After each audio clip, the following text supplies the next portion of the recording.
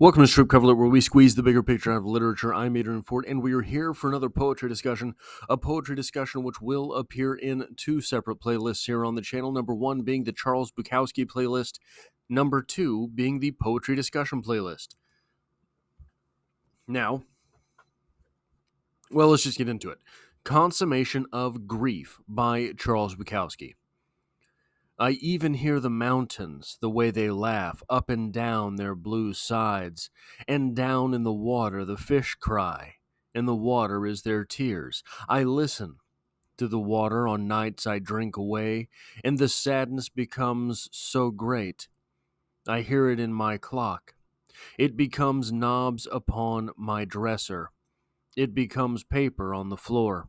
It becomes a shoehorn, a laundry ticket. It becomes cigarette smoke climbing a chapel of dark vines. It matters little. Very little love is not so bad, or very little life. What counts is waiting on walls. I was born for this. I was born to hustle roses down the avenues of the dead. One thing that I think is an important skill in life, something that we have to train ourselves to do, but I think it's worth it if you can get there, is no matter what anyone says, ask yourself, who are you trying to convince? Very rarely does anyone have the truth, the whole truth, and nothing but the truth. Oftentimes, all we hear in a given day is someone's opinion. Now, they will give us numbers to back this opinion up. Tom Brady's the greatest quarterback of all time. Look at the rings.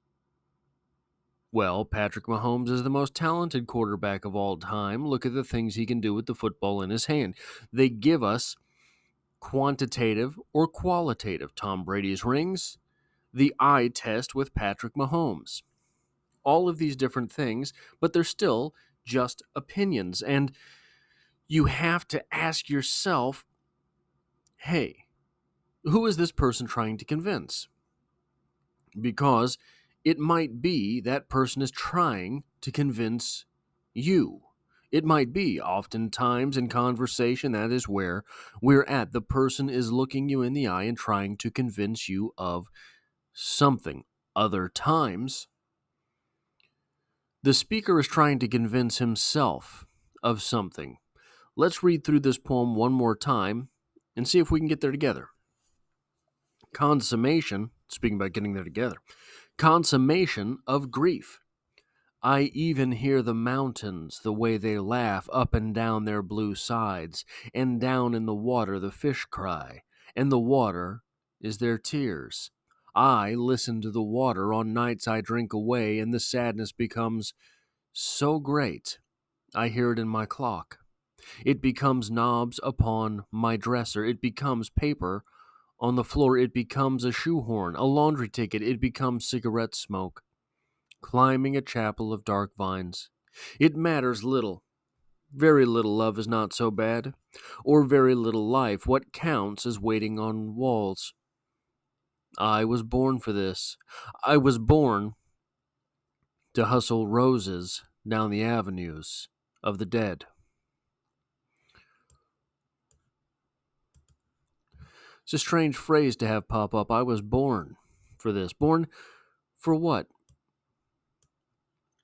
Born for little love. I was born for very little love. Now, one of the things that is indicative of two people being in a very different spot in an argument is when you don't understand what they don't understand, right? You are trying to say something as plainly as possible, and this idiot keeps coming back to you with the same points, and you don't even understand why the question is being asked. A lot of times, those arguments, the stupid ones, where you know you're right and that other person just doesn't understand, there are weird little phrases that will clue us in that we're on completely different pages.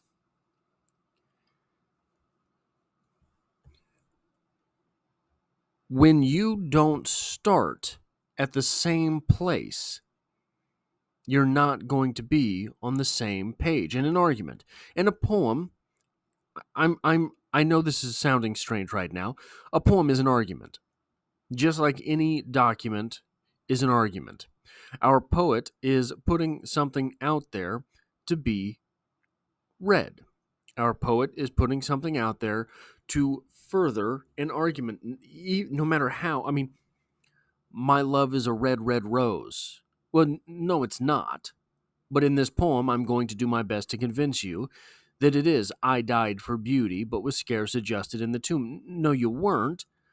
But in this poem, what I'm going to do is convince you that I have died and that I was scarce adjusted in the tomb and why I was so scarcely adjusted. This poem starts on the defensive. Did you catch that? I even hear the mountains. I even hear the mountains. So this poem being an argument and starting defensively, hey, I even hear the mountains. I even hear the fish crying in the water. And the water is their tears. Only for us to get down to our speaker being born for this, born for very little love. But what is the coloring put on that statement? The opinion put on that argument. The qualitative opinion put on the argument that our speaker was born for very little love is that being born for very little love is not so bad, or very little life. So, is our speaker attempting to convince us that being born for this very little love thing is not so bad? Or is our speaker attempting to convince himself? I think part of that answer may be way back up here, consummation of grief. The grief has been consummated. It is done. The deed is done. The grief is done. Grief is very hard to live with. Grief is very hard to move past. Grief is a place where we will probably waller about for quite some time. And if we're wallering about in some place that is very uncomfortable, if we're wallering about in something that is very unpleasurable, the best way to get through it is to convince ourselves, oh no, I like this. This is what I was made for, baby. This grief is the thing that I was made to do. This life of very little love is not all that perturbing, especially not when it's what you were born for. In my opinion, this poem from Bukowski, from Chinaski, is coming to us, the audience, not as an argument for us. Our speaker does not care if we believe him or not. Our speaker is arguing so that he believes him.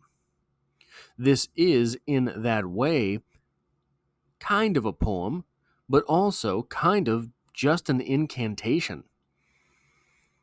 Saying something so that we feel it into existence.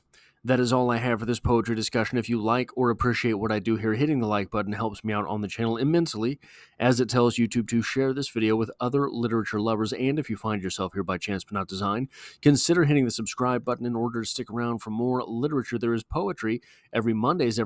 There is poetry but also novel read alongs, short stories.